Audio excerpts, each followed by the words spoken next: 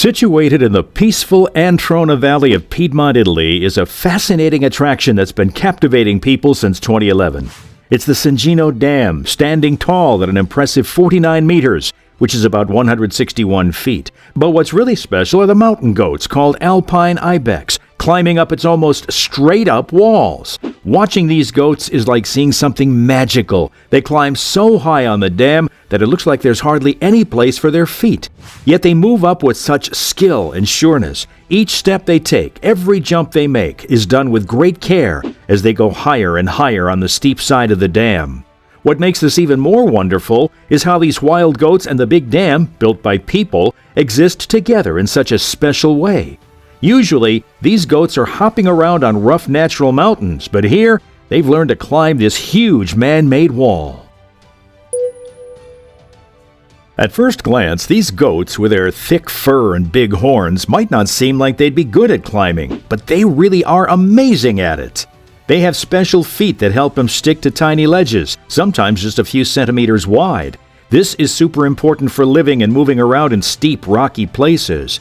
But their feet aren't the only cool thing about them. They also have really strong legs that can jump as far as almost 12 feet. This helps them move over rocky ground and up steep hills where it's hard to find a good spot to step. Their front legs are especially strong, helping the goats climb up and keep steady in tricky spots. Their thick fur is also pretty neat. It helps keep them warm in cold, high places and doesn't let water in. This means they stay dry and cozy even in bad weather. But why do they climb so high? There are a couple of reasons. One big reason is to stay safe from animals that might want to hurt them, such as bears, golden eagles, wolves, or big cats like mountain lions. By going up steep places, they can get away from these dangers, given that few animals possess the climbing prowess they do. However, climbing for these goats isn't just about staying safe. It's also about finding food. The dam's bricks and little plants growing in the cracks have important minerals that the goats need. In some places, like southwestern Morocco, goats do something really amazing. They climb trees to find fruit. This shows how good they are at climbing all sorts of things. But how did these goats get so good at climbing? Well, their story's quite interesting. Scientists don't know everything about how mountain goats evolved because they live in hard-to-reach places and there aren't many old goat bones to study. But a scientist named Aaron Schaefer, who studied at the University of Alberta, found out some cool things. He thinks mountain goats might not be true goats, but more like antelopes, and they could be related to musk oxen. Schaefer also found out how mountain goats lived a long time ago when there were big glaciers. Some people thought goats only survived the cold times by moving south, but Schaefer's work shows that they also lived in the north, maybe around Alaska. This means mountain goats have been good at living in different places for a long time, which helped them stay different from each other. When it comes to different goat breeds, there are quite a number of them with intriguing special traits. Let's talk about a few, like the tree-climbing goats in Morocco, the Tennessee fainting goats, and a famous pygmy goat named Shane the Screaming Goat. In Morocco, especially in the Souss Massadra area, goats are known for climbing trees. They do this to eat the fruit of the argania trees, which are spiky and thorny. The goats are attracted to the fruit, and they are great climbers because they've always lived in places with lots of rocks and cliffs. What's interesting is that these goats can't digest the seeds of the argan fruit, so when they eat the fruit, the seeds come out undigested. This is actually good for making argan oil, which people use in cooking and cosmetics. These tree-climbing goats have become a big attraction for tourists, but it's important to make sure the goats are treated well and not just put in trees for pictures. Then there are the Tennessee fainting goats. These goats have a condition called myotonia congenital. When they get startled, their muscles freeze for about 10 seconds. They don't really faint or lose consciousness, they just can't move for a bit. This happens because of a special gene they have. It's a unique thing about this breed, and it doesn't hurt them. And there's Shane the Screaming Goat. Shane became famous on the internet because he sounds a lot like a human when he screams. But making different sounds is normal for goats. They use sounds to talk to each other and to people. The sounds can be different for each goat and each breed, and Shane's human-like screams show how different these sounds can be.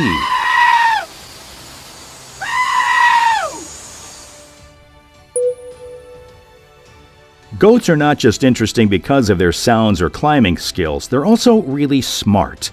Scientists at Queen Mary University of London did an experiment with goats by training them to get food from a box using a tricky task. The goats had to pull a lever with their mouths and then lift it to get the food. The goats learned how to do this in just 12 tries, and they remembered how to do it for at least 10 months. When scientists tested them again, the goats could still do the task really fast, in less than 2 minutes. This shows that goats have a great memory. The scientists also wanted to see if the goats learn better by watching other goats, but they found out goats learn just as well on their own as they do by watching others. This means goats like to figure things out by themselves. The diverse skills that goats possess help them adapt to new places and find food in the wild. It also tells us that even though we've bred goats for things like milk or meat, they haven't lost their smarts. Now let's talk about something called Project Isabella. This was a big project in the Galapagos Islands, Ecuador, from 1997 to 2006.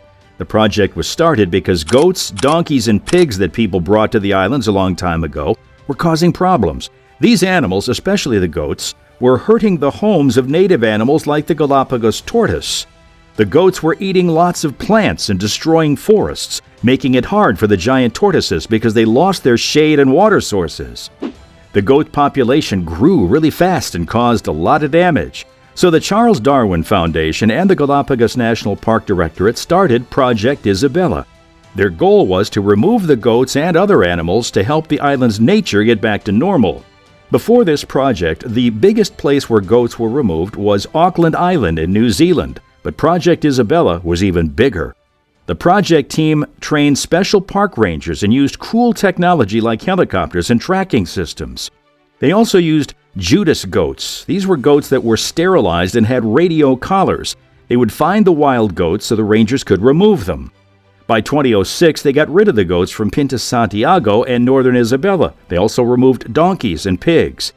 This helped the island's nature start to get better.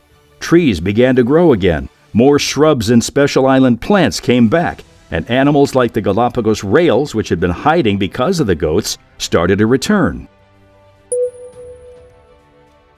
Similar to how Project Isabella accomplished more than simply removing goats from the Galapagos Islands, goats are doing more than just climbing trees and mountains. They're becoming a special kind of helper in many places, including the United States.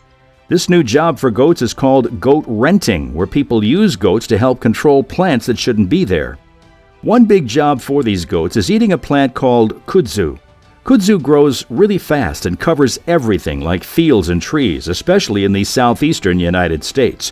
It was first used to stop soil from washing away, but then it became a problem because it grew too much and blocked sunlight from other plants. Goats love to eat plants like kudzu, so they're really good at helping to control it.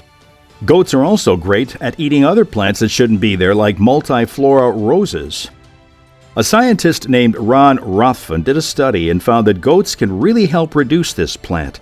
This is super helpful in places where it's hard to use machines or cut the plants by hand because of the rough terrain or because the plants are too thick. Goats are also amazing at eating plants in places that are hard for people and machines to get to.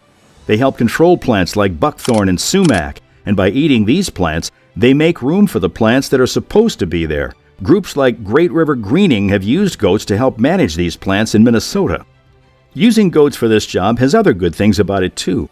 For example, goats can help stop forest fires by eating the brush and making fire breaks.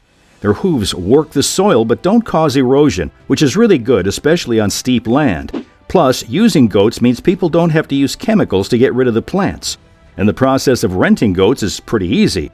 The people who bring the goats check out the area first to make sure it's a good place for the goats and that they'll be safe. They proceed to set up a special fence and sometimes bring a guard dog to stay with the goats. Then the goats eat the plants until the job is done. They can eat lots of different plants like blackberry, buckthorn, cactus, and poison ivy. This way of using goats is good for the land and for the environment. So when you see these goats at work, you should understand that they're not just animals that eat grass. They're really smart and do a great job of helping humans and nature.